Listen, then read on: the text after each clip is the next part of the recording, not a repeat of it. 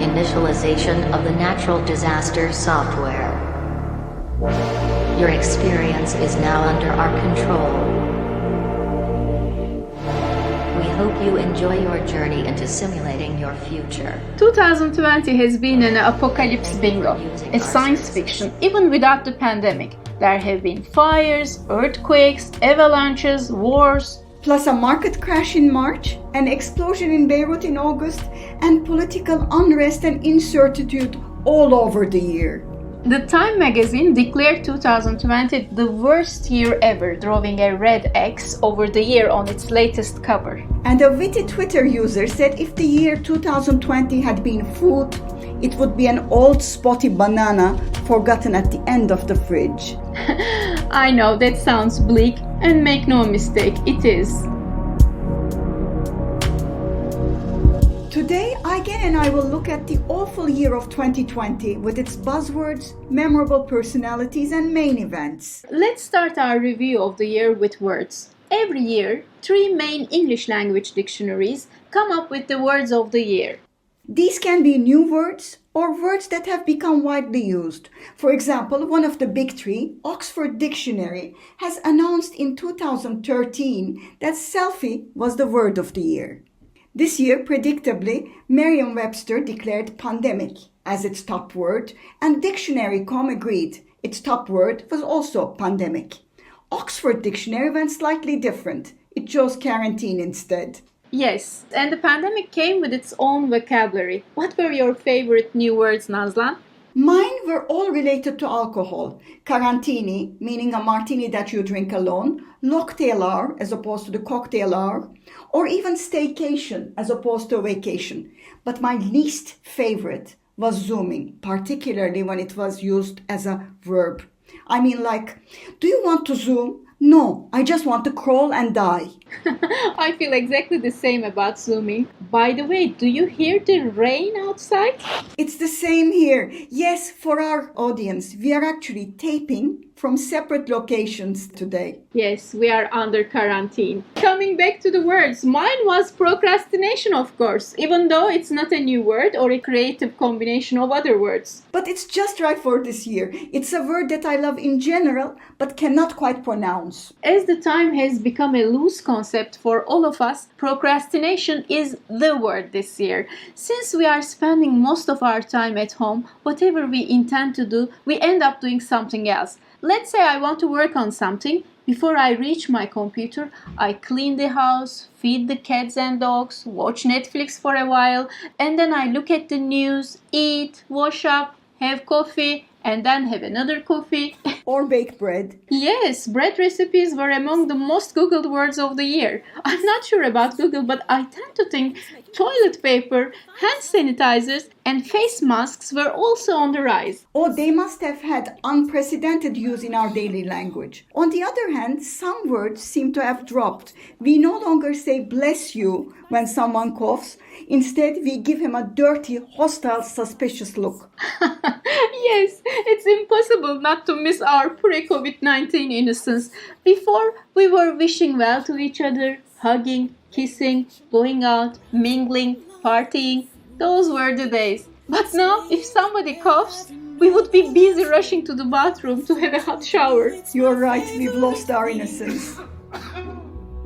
Who can be lonely with Netflix? There's oodles, stuffing my face with chips, lollies and noodles. Wild parties singing and living like kings. Being in lockdown is my favorite thing. Now let's look at the people who have risen and fallen. Well, it is the time of the year that many different groups come up with their person of the year. The first is Politico Europe. It's the news group that specializes in European and European Union affairs, and it gives awards in 3 categories every year: doers, dreamers, and disruptors. It is yet to be decided just who will top the list, but it is likely that doer of the year will be Angela Merkel, the German Chancellor, for steering her country during COVID-19 times. There are also 2 Turks on the list: President Recep Tayyip Erdogan as the disruptor, the bad neighbor, plus Özlem Türeci, the dreamer and trailblazer who co-owns BioNTech, the company has invented a vaccine 95% effective against the coronavirus. Time magazine also seems to have shortlisted 4 candidates as the person of the year, and that person is supposed to be the person who affected the news or our lives the most, for better or worse. Guess who the candidates were this year? Well, I would say it would have to be either Trump or Biden. You're right, actually both. Time usually picks an individual as the person of the year, but sometimes multiple people who greatly impacted the country and the world during the year. And this year, the 2 other candidates are naturally healthcare workers and a pleasant surprise, racial justice movement. Well, those 4 candidates seem to have divided the year between themselves anyway. But aside from other people's lists, who is your favorite, Aygen? Well, mine is the American-Jamaican comedian Sarah Cooper. You remember she became famous all over the world in April after her funny How to Medical video became viral.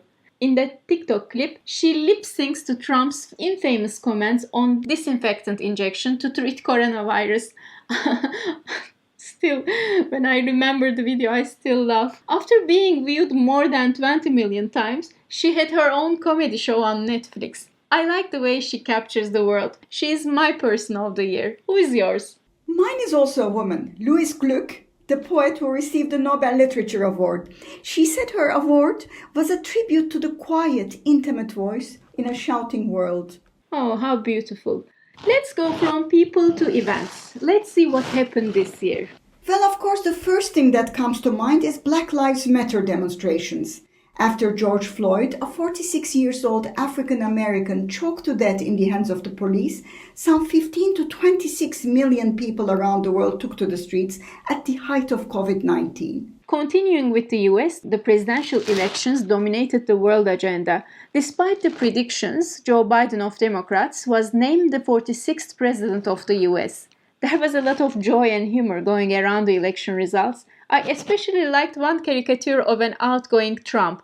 The word era was replaced with error in this caricature, making the headline read, "End of an error." Trump certainly made many errors, both domestically and internationally, including moving the US Embassy to Jerusalem. Many people in the Middle East, of course with the exception of Israeli Prime Minister Netanyahu, will not be sad to see Trump go. The Middle East, by the way, had a difficult year, particularly in Lebanon. To add to economic and political woes of the country, an explosion in the beautiful city of Lebanon, a result of poor storage of explosives, killed 138 people. Another volatile spot was Karabakh. Azerbaijan gained the territories it lost to Armenians almost 30 years ago, and Turkey's explicit support for Azerbaijan led to criticism in some European capitals, especially Paris. Turkey and France certainly had a tough year in terms of bilateral relations. They disagreed on almost everything from NATO to Libya and from Karabakh to Turkey's drilling in the East Mediterranean. The leaders of the 2 countries, Recep Tayyip Erdogan and Emmanuel Macron, actually were involved in some serious name-calling, which reached a peak when Erdogan called Macron brain dead. But the 2 countries had a moment of harmony when the 2 soccer teams, Paris Saint-Germain and Erdogan's favorite Başakşehir, took a common stance against racism on December 9. Good for them. Nazlan, from the point of Turkey, what's your impression of the year? Well, not a very cheerful one. This was a year of decreasing trust between the government and the people. We did not trust the numbers of the COVID patients given by the government. We did not trust that the health ministry was taking appropriate measures to combat the virus. We were dismayed by the rising inflation and the strengthening dollar against the lira. And the worst, we were worried that the government was relentlessly pushing a conservative, nationalist, and misogynist agenda. But on the funny side, the conspiracy theories stuck with me. Conspiracy theorists and doomers haven't had a day off since March. Chips were my favorite. Yes, they were absolutely crazy. I couldn't believe the chips theory. They claimed that Bill Gates had invented a chip that would control our minds, as if we were not pouring our hearts and our thoughts out on social media. Yes, and we cannot live without mobile phones anyway. I thought nevertheless the funniest were Turkish alternative cures to COVID-19, from hemp oil to tripe soup. People thought that they can be protected that way while refusing to wear masks properly, which would have actually protected them. And I never knew you could wear masks in so many ways. Omitting noses, covering only chins, dangling them off ears, wearing them as an armband, headband, or bracelet. We even saw the photo of a man on a bus, and he was wearing his mask as a sleeping band on his eyes without any protection on his mouth or nose. He must be utterly crazy. I was totally horrified when I read that kids exchanged their masks at school because they liked each other's design better. Oh my God. No wonder the numbers are increasing. Moreover, the calamities of 2020 are never ending. There's even a website called is2020over.com, which is updated daily with a new disaster. The only thing we haven't seen yet, an alien invasion, I guess. Do not despair just yet. We still have 15 days for the ultimate dystopia. And on this cheerful note, we really hope to see you in the next episode. Showers, who needs them? I don't have to care. Stuff getting dressed and staying in my pajamas, happily laughing at old workplace dramas. We need a vaccine as soon as can be, but until then this is perfect for me. Lazy long night. Yikes. Get 2 meters away.